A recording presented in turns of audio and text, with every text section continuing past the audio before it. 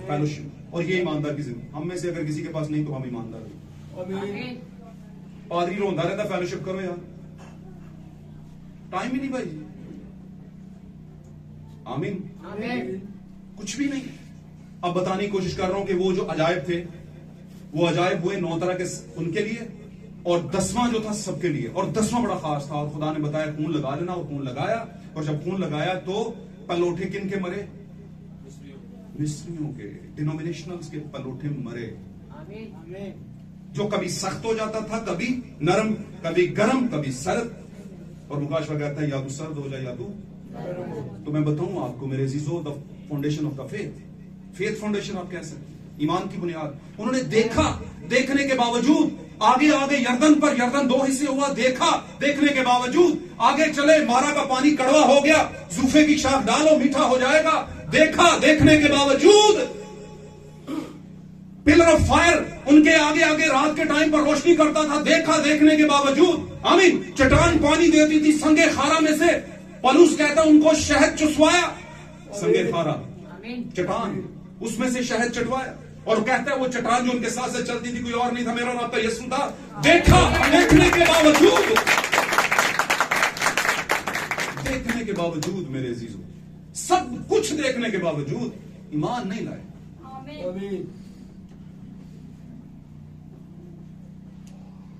सब कुछ देखा और बुनियाद कोई भी नहीं। सब कुछ पढ़ाया गया, लिखाया गया, समझाया गया, कहा गया। 14 साल मिनिस्ट्री को हो गया, एंड टाइम मैसेज की I9 के अंदर कमोबेश 2005 से शुरू कर लिया। सब कुछ सिखाया गया, समझाया गया, बताया गया। निकल तो आए, अब उसमें भी कुछ ने ले लिए। कुछ ने कहा यार बहुत अच्छा कलाम है, लेकिन छुड़ाए नहीं गए, सॉरी बचाए नहीं गए, छुड़ाए गए बस। कुछ बैकस्लाइड हो गए 70 की तरह, वापस चले गए। आमीन। बाकी बचे 12 में से भी एक क्या है, पिक हो गया। पीछे बचे 11 ने कहा ये टूटने नहीं देंगे, हम 12वां भी पूरा करेंगे। आमीन। और फिर 12 के बाद 70 गए थे ना, 70 की जगह कई हजार पूरे करेंगे हम। इसे कहते हैं बेदारी, इसे कहते हैं खुदा के कलाम की गैरत, इसे कहते हैं रूह की गैरत। क्योंकि खुदावन हमारा खुदा लिखा है गयूर खुदा है, गैरतमंद है। प्यासी जनाब सब चलता है, नहीं सब नहीं चलता। वही चलता है जो खुदा के दिमाग में चलता है, वही यहां पर चलता है, और ये खुदा का प्रेम है, ये खुदा का दिमाग है।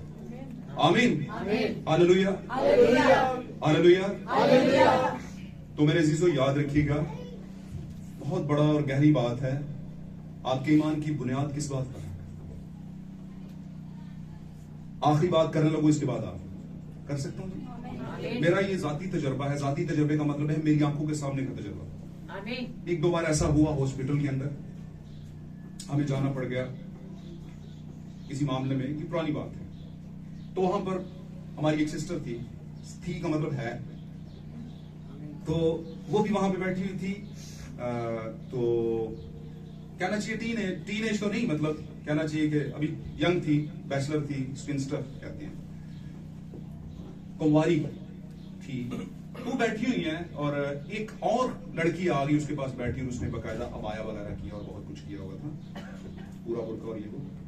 और उसने आकर, चूंकि हम एक दूसरे को आवाज जब देते थे तो पता चलता था कि क्रिश्चियन है, और वो आकर बैठ गई। वो बैठने के बाद उससे बताया अच्छा क्रिश्चियन है। तो आहिस्ता आहिस्ता आहिस्ता आहिस्ता उसे पढ़ाना शुरू किया। क्या पढ़ाना शुरू किया? जो उसके पास है। समझ आ रही है बात? यार आपने कभी सोचा है बहनों भाइयों, अरे बच्चों, कि आपका मुखालिफ जो है शेरे बब्बर की तरह गरजता फिर रहा, ताकि खुदावंद के कुछ स्पेशल वंस को फाड़ खाए। बाद में आप कहते हैं वो एक खुद साड़ी बच्ची खो ली उन्होंने, जबरदस्ती उन्हें करा दें। मैं नहीं मानता।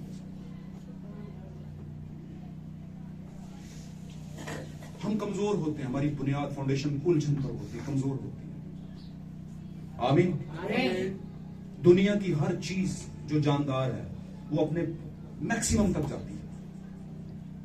दरख्त उतना बढ़ता है जितना वो बढ़ सकता है, ऐसा है कि नहीं? परिंदा उतना उड़ता है जितना वो उड़ सकता है। बात समझ रहे हैं? सूरज उतना चमकता है जितना वो चमक सकता है। हालेलुया। चांद उतना चमकता है, सितारे उतने चमक, सब कुछ मैक्सिमम तक जाता, मैक्सिमम समझते हो, एंड तक, आखिर तक। एक ही दुनिया में हस्ती पाई जाती है जो कभी भी अपने मैक्सिमम तक नहीं जाती, और वो मैं और आप है। हम नहीं जाते, हम कहते हैं थक गए, मक्काओ यार, और यार ये किधर का टॉपिक शुरू हो गया, ऐसा भी कह देते हैं। मैं फिर आज कहता हूं नसीहत की, आपको खुदा का रेवलेशन पसंद आए ना आए, लेकिन उसे रद्द मत करो। आमीन। ना रद्द करना, मैं सही कह रहा हूं, ये बहुत बड़ी कर्स ले आएगा आपके लिए। आमीन। बाइबल मुकद्दस में लिखा है, यीशु मसीह ने कहा, तुम में से कौन है जो मुझ पर गुनाह साबित कर सकता? मुझे बताइए, आज गुनाह हम क्यों कहते हैं? गुनाह किया तूने, चोरी किया, गुनाह किया है ना? क्यों कहते हैं? क्योंकि यहां पर कुछ लिखा हुआ है कि चोरी करने वाला क्या है? गुनाहगार। यहां पर लिखा है चोर खुदा की वाशी में दाखिल नहीं होगा। जादू गुनाह है, क्यों करते हो गुनाह? क्यों कहते हैं? क्योंकि यहां पर पहचान है, जादूगर खुदा की वाशी में। तो मतलब क्या हुआ? मतलब यह कि जब वो चोरी करता है, जादूगिरी, हरामकारी, फलां चीजें करता है, तो यहां से इसे रद्द करता है और बेतकादी करता है। नहीं है, लिखा रहे, कोई मसला नहीं, लिखा रहे, वो इतना नहीं है यार, जो होगा हिसाब दो। तो गुनाहगार की आंख खुदा को देख तो संत देखना ही नहीं, खुदा देख लवांगे। समझ मेरी बात? तो ये गुनाह, कलाम पर बेतकादी, कलाम पर एतकाद, रेवलेशन पर बेतकादी, उसे रद्द करना, ये है गुनाह। और यीशु जिस गुनाह की बात कर रहा था वो ये था। मुझे बताएं, क्या यीशु के मुतालिक पूरी तौरात के अंदर, पूरे नविश्तों के अंदर लिखा नहीं था कि यीशु आएगा? लिखा था कि नहीं? और उन्हीं बातों को पूरा करने यीशु मसीह आए। अपने तमाम लिखे हुए पर एतकाद किया खुदावंद ने कि ये मेरे मुतालिक लिखा है, ये नविश्ता आज तुम्हारे दरमियान में पूरा हुआ। उसे उठाकर फेंकने लगे थे, पढ़िएगा लूका में जाके, लिखा है वो लोग निकले, इब्लीस ने बहकाया उनको, क्योंकि उसकी यीशु मसीह की थ्योरी उनको समझ नहीं आई, और वो उठाकर क्या करने लगे? चोटी से उसे नीचे फेंकने लगे। और वो लिखा है यीशु मसीह उनमें से बचकर निकल गया, क्योंकि मरना वहां नहीं था, मरना कहां था? शरीर के ऊपर। पूरा अगर वहीं पे मर जाता तो बाकी जो लिखी हुई बातें थी उसके मुतालिक कैसे पूरी करता?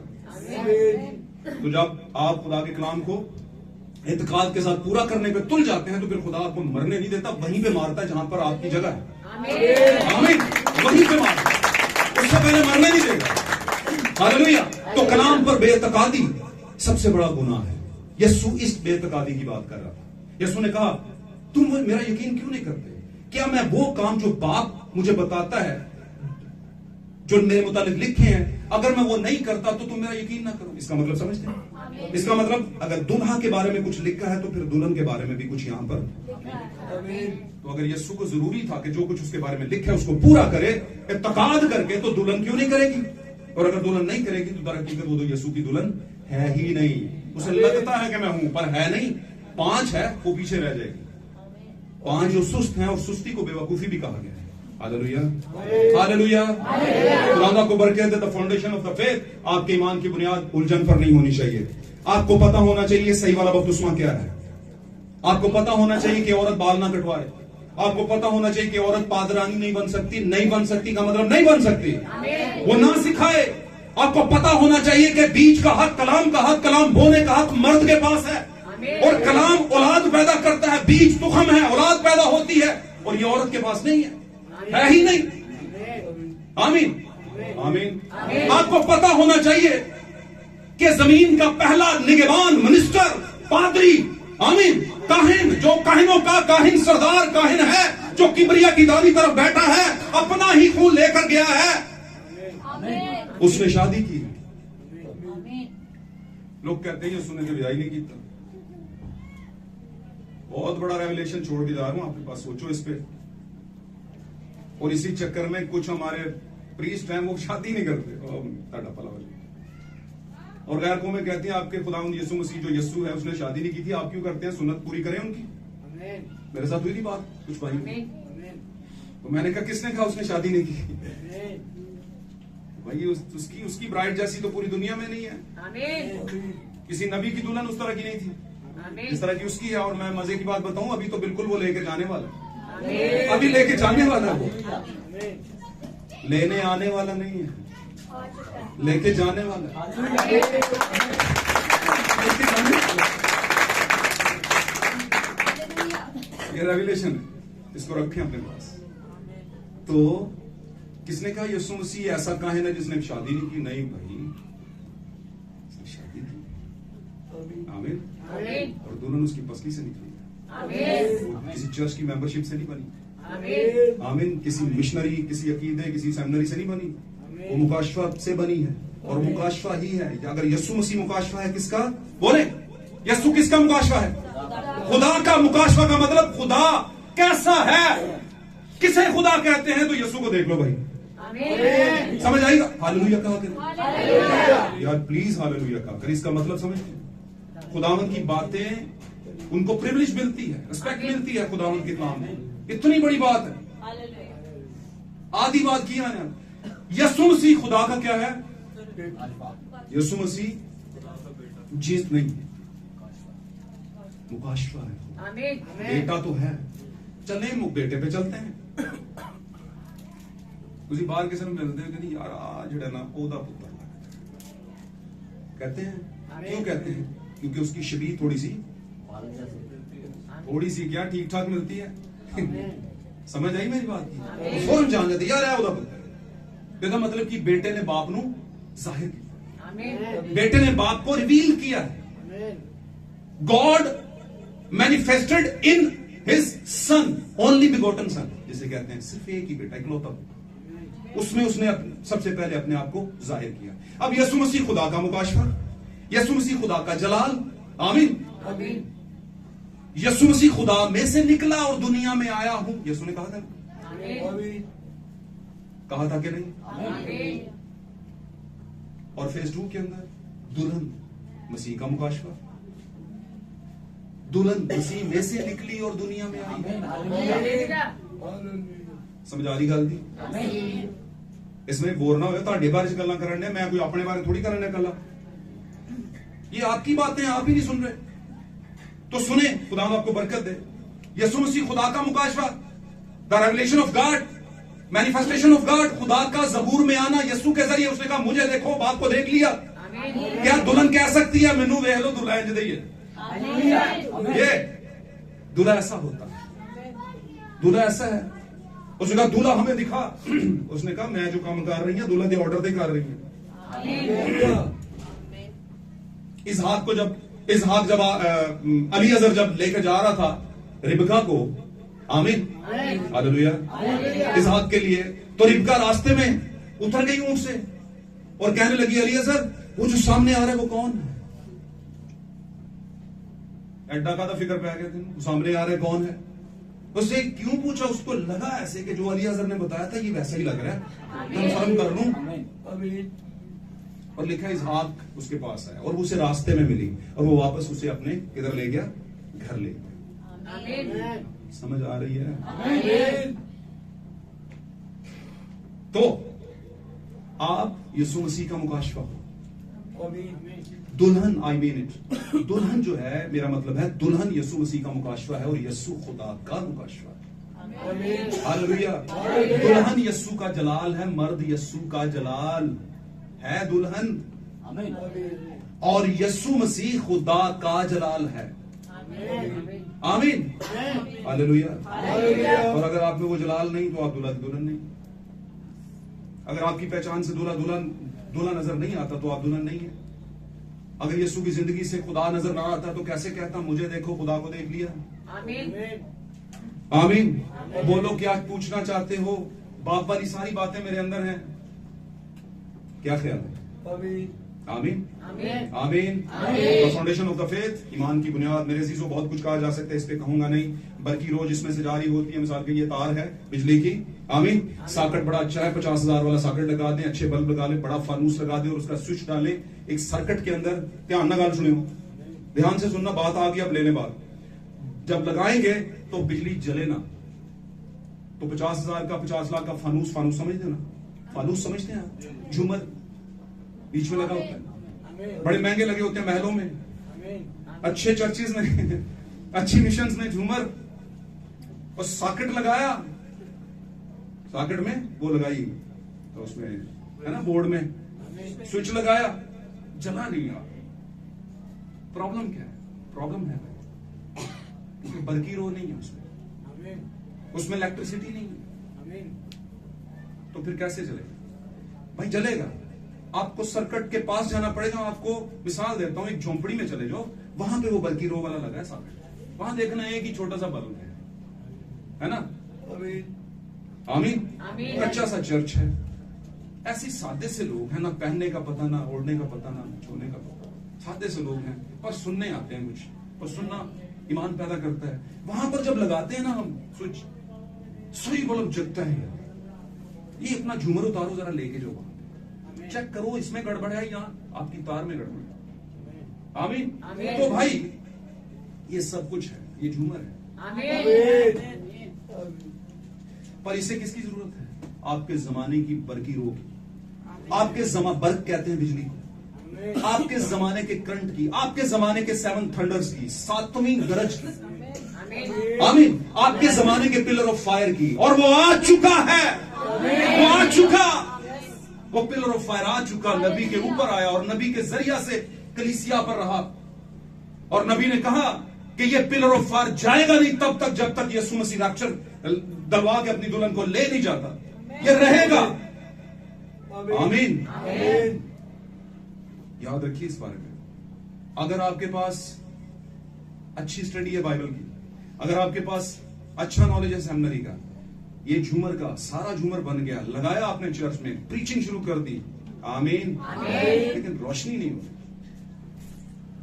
रोशनी नहीं होती। तो फिर सर्किट चेक करें। आमीन। नहीं बनती बात तो झूमर उतारें, लेकर जाएं कहीं, टेस्ट वेस्ट करवाएं इसे। और जब टेस्ट करवाएंगे तो आपको एक उजड़ी सी छोटी सी झोंपड़ी के अंदर लगा हुआ सर्किट वहां पर लगाओ स्विच इसका। आमीन। किसी नबी की नबूवत वाली झोंपड़ी के अंदर लगाएं, आपको लगेगा पता, इनके जवाब यहां पर लिखे हैं। आपके दिमाग की बत्ती जलेगी, आपको तेरा पला हो जाए, ये तो सुना ही नहीं था मैंने, ये तो सुना ही नहीं। और जो ही उसने सुना, रोशनी हुई दिमाग में। आमीन। तो आपका ईमान रोशन हो गया। पाक कलाम लिखा है यूहन्ना के खत के अंदर, पाक कलाम यूहन्ना के खत के अंदर लिखा है, देख वो रोशनी जो तुझ में है, देख जो झूमर तुझ में जल रहा है, देख जो फानूस तूने लगाया है, लगता है तुझे वो रोशनी है, लेकिन वो रोशनी, देख जो सेमिनरी तूने की है, देख जो प्रीचिंग तू देता है, देख जो मिनिस्टर तेरे हैं, देख जो पेशवा तेरे हैं, तुझे लगता है कि वो रोशनी है पर वो रोशनी है। तो उसने कहा, देख जो रोशनी तुझ में है, कहीं वो तारीकी तो नहीं। देख, कभी कभी हमें तारीकी भी रोशनी लगती है, और बहुत से लोगों को तो तारीकी में बड़ा सुकून आता है। तब बत्तियां बंद करो यार, अखां च बड़ी लगती। समझा रहा हूं आप भाईजान? घट बोलो, तुसी बोलते ही बड़ा थक जाते हो, थकाते हो सानू भी नाल। सानू एडियां भारियां भारियां गल्लां समझ नहीं आंदियां, अमल तो बड़ी दूर की गल है। तो मैं कहता हूं, तेरा कलाम जमाने में खुदावंदा असर दिखा के रहा जिस भी रूप में आया। God bless you all. खुदावंदा को बरकत दे। फाउंडेशन ऑफ द फेथ, ईमान की बुनियाद। आप में से हर किसी के ईमान की बुनियाद आपके जमाने का मुकाशवा होना चाहिए, और जिंदा दिली के साथ कलाम को अपने दिल में जगह दें। आप भूल जाएंगे ये करेगा क्या, ये खुद करेगा जो करेगा। आमीन। बाप को अपना हाथ पकड़ाएं, उसका हाथ पकड़े मत, अपना हाथ उसे पकड़ा दें, फिर आपको ले जाएगा हर तरह के मामलात से बाहर। Hallelujah. God bless you all. खुदा आप सबको बरकत दे। God bless you all. Hallelujah. Praise God. Hallelujah. मेरे से हम अपनी आंखें बंद करते हैं, दुआ में जाते हैं, खुदावंद के नाम को जलाल देते हैं। Praise God. इतना ब्लेसफुल और बाबरकत खुदावंद का मुकाशवा जो उसने अपने इस जमाने के लिए रखा हुआ था और अपनी बेटियों के लिए